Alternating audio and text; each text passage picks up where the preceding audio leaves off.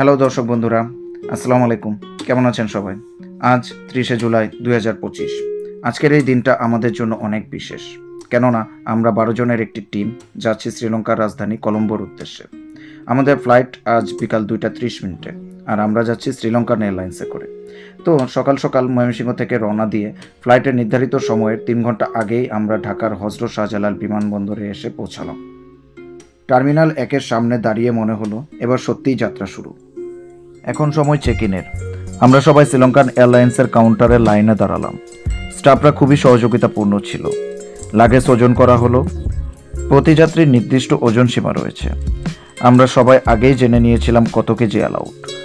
Boarding pass হাতে পাওয়ার পর একটা আলাদা অনুভূতি কাজ করে, যেন এখন আর পিছিয়ে যাওয়ার কোনো সুযোগ নেই।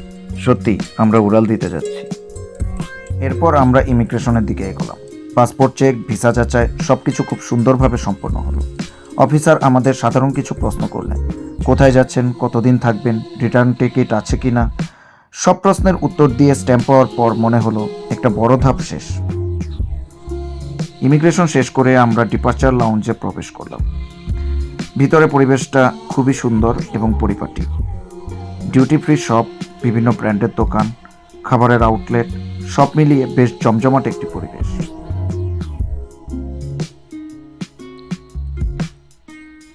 আমরা বেশ কিছুক্ষণ বসে বিশ্রাম নিলাম। জানালার পাশে দাঁড়িয়ে রানওয়েতে বিমান ওঠানামার দৃশ্য দেখছিলাম। সেই মুহূর্তটা সত্যি মনোমুগ্ধকর।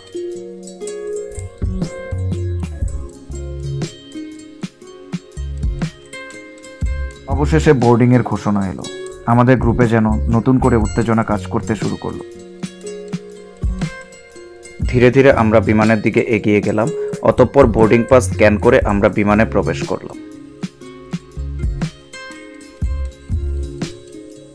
বিমানে ঢুকেই কেবিন ক্রু হাসি মুখে আমাদের স্বাগত জানালেন। সিটগুলো বেশ আরামদায়ক। উপরে লাগেজ রাখার জায়গা, সামনে স্ক্রিন, সবকিছু সুন্দরভাবে সাজানো। আমাদের 12 জনের দল একসাথে বসতে পেরে আরও আনন্দিত। বিমান রানওয়েতে ধীরে ধীরে গতি বাড়াতে শুরু করলো।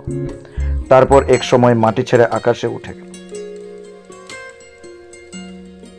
কিছুক্ষণ পর কেবিন ক্রুরা খাবার পরিবেশন শুরু করলেন।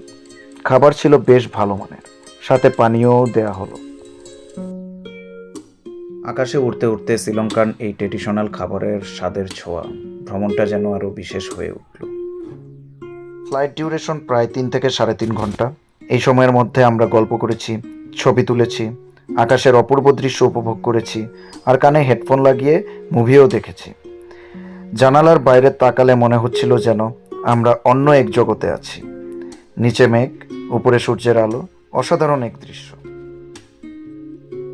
অবশেষে আমাদের বিমান কলম্বোর বান্দারনায়েক আন্তর্জাতিক বিমানবন্দরে অবতরণ করল। পাইলট ল্যান্ডিংয়ের ঘোষণা দিলেন। বিমান মাটি ছোঁয়ার সাথে সাথে আমরা সবাই একে অপরের দিকে তাকিয়ে হাসলাম। আমরা পৌঁছে গেছি।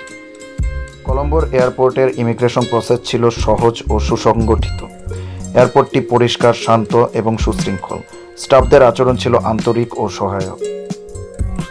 লাগেজ সংগ্রহ করে যখন বাইরে বের হলাম, তখন প্রথমবার শ্রীলঙ্কার বাতাস বুক ভরে নিলাম। অজানা এক দেশ, নতুন সংস্কৃতি, নতুন অভিজ্ঞতা, আর সামনে অপেক্ষা করছে আরও অনেক গল্প। এই ছিল আমাদের ঢাকা থেকে কলম্বো পর্যন্ত আকাশ যাত্রা। একটি যাত্রা যা শুধু স্থান পরিবর্তন নয়, অনুভূতিরও পরিবর্তন।